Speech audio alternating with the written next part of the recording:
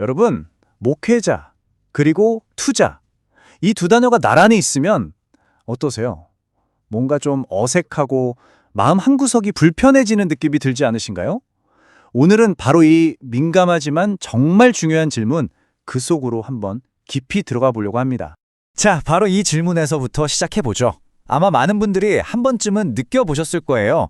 존경하는 목사님이 재정 계획이나 투자에 대해 이야기하면 하면서 왠지 모르게 저건 좀 신앙적이지 않은데 하는 생각이 들거나 혹시 세속적인 욕심이 아닐까 하는 걱정에 슬쩍 고개를 들죠. 도대체 왜 그럴까요? 오늘 우리가 함께 살펴볼 내용들입니다.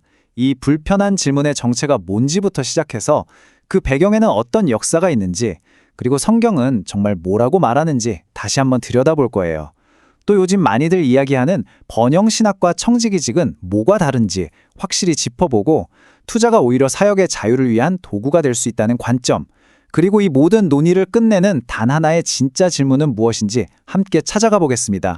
네, 그럼 첫 번째 순서입니다. 이 불편한 질문의 진짜 속살은 무엇인지 한번 제대로 파헤쳐 보겠습니다. 우리가 느끼는 그 막연한 불편함은 사실 이런 구체적인 질문들하고 연결되어 있어요. 예를 들어, 미래를 위해 재정적으로 준비하는 게 정말 하나님에 대한 믿음이 약하다는 증거일까? 하는 질문이죠.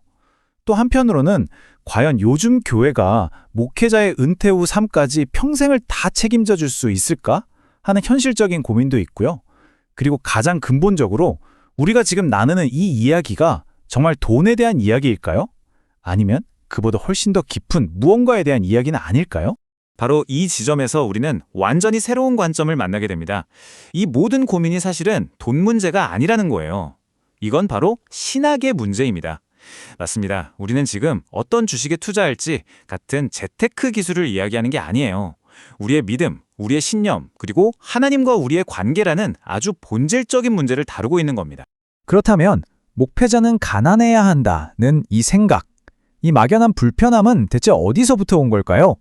그 뿌리를 찾아 두 번째 주제, 역사의 그림자 속으로 들어가 보겠습니다. 사실 우리가 지금 갖고 있는 생각은요, 하루아침에 생긴 게 아닙니다. 여러 역사가 겹겹이 쌓여서 만들어진 거죠. 극심한 박해를 받던 초대교회 시절에는 모든 걸 함께 나누는 공동체 생활이 중요했고요. 중세시대로 넘어오면 수도원을 중심으로 청빈, 즉 가난을 최고의 미덕으로 여기는 문화가 자리를 잡았습니다. 그리고 특히 우리 한국교회는요, 선비정신 같은 유교 문화의 영향을 많이 받아서 목회자의 희생과 헌신을 유독 더 강조하게 됐죠. 이 모든 것들이 합쳐져서 지금 우리가 가진 생각을 만들어낸 겁니다. 자, 바로 여기서 아주 중요한 사실을 발견하게 됩니다. 우리가 너무나 당연하게 여겼던 목회자는 가난해야 한다는 생각 있잖아요. 그게 사실은 성경이 반드시 이렇게 해라 하고 명령한 게 아니라 오랜 시간 동안 역사가 만들어낸 일종의 신앙 문화였다는 겁니다.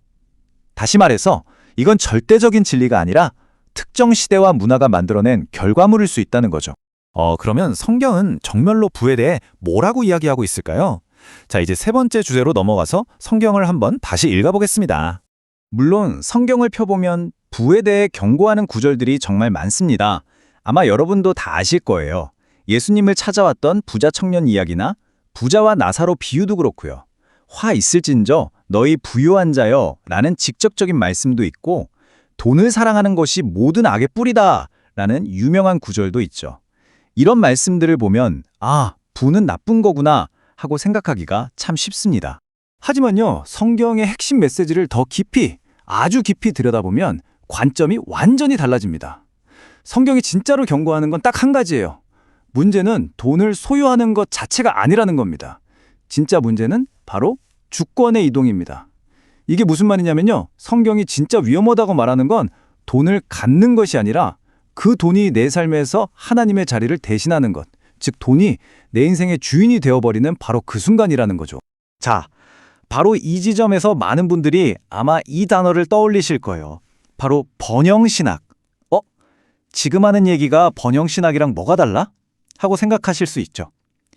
그래서 네 번째 주제에서는 청지기적인 투자와 번영신학이 어떻게 그리고 얼마나 다른지 명확하게 한번 선을 그어보겠습니다. 이 둘은요, 출발점부터가 완전히 다릅니다. 보세요. 번영신학은 부를 믿음의 증거라고 말해요. 돈이 많으면 믿음이 좋은 거래요. 하지만 청지기적 관점에서 부는 그냥 삶의 도구일 뿐입니다. 또 번영신학에서는 투자가 실패하면 믿음이 부족해서 정죄받은 거라고 하지만 청지기적 관점에서는 그저 인간의 한계를 인정할 뿐이죠. 그리고 가장 결정적인 차이, 번영신학은 결국 하나님을 부를 얻기 위한 수단으로 만들어버리지만 청지기에게 하나님은 언제나 변함없이 유일한 주인이십니다. 그러니까 핵심은 바로 이겁니다. 아주 명확해요.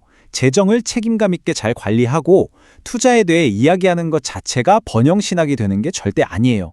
이렇게 믿으면 하나님이 반드시 돈을 주실 겁니다 하고 특정한 재정적 결과를 약속할 때 바로 그때 그게 번영신학이 되는 겁니다. 자, 그렇다면 이제 좀 다른 각도에서 볼까요? 목회자에게 투자는 과연 어떤 긍정적인 의미가 될 수 있을까요? 5번째 주제, 자유를 위한 도구라는 관점에서 그 가능성을 한번 찾아보겠습니다.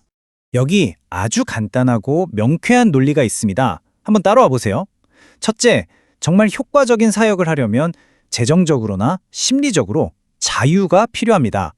둘째, 그 자유는 누군가에게 전적으로 의존하지 않는 자립에서 나오고요. 셋째, 책임감 있는 투자는 바로 이 자립을 세우는 아주 중요한 과정이 될 수 있습니다. 결국 재정적 책임감이 사역의 자유로 이어진다는 이야기죠. 이 문장 하나가 지금까지의 모든 이야기를 아주 명쾌하게 정리해 줍니다. 목표는 더 많이 가지는 것이 아니라 더 자유롭게 섬기는 것이다. 즉, 투자의 목적이 내 개인적인 풍요가 아니라 외부의 압력이나 다른 사람 눈치 보는 것에서 벗어나서 더 자유롭게, 더 소신껏 사역하기 위한 자율성과 지속 가능성을 확보하는 데 있다는 완전히 새로운 관점인 거죠. 자, 이제 드디어 마지막 결론입니다. 이 모든 복잡한 논의를 꿰뚫는 단 하나의 질문은 과연 무엇일까요? 마지막 주제, 단 하나의 진짜 질문입니다. 우리가 먼저 분명하게 못 받고 가야 할 것이 있습니다. 성경은 그 어디에서도 우리에게 가난하라고 명령하지 않았습니다. 그리고 마찬가지로 부유한 것 자체를 죄라고 말하며 금지하지도 않았습니다.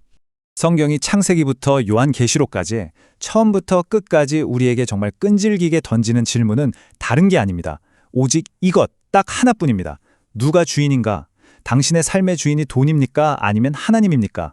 이 질문에 대한 우리 각자의 정직한 대답이야말로 목회자뿐만 아니라 이 시대를 살아가는 우리 모두의 재정과 신앙의 관계를 결정하는 유일한 기준이 될 겁니다.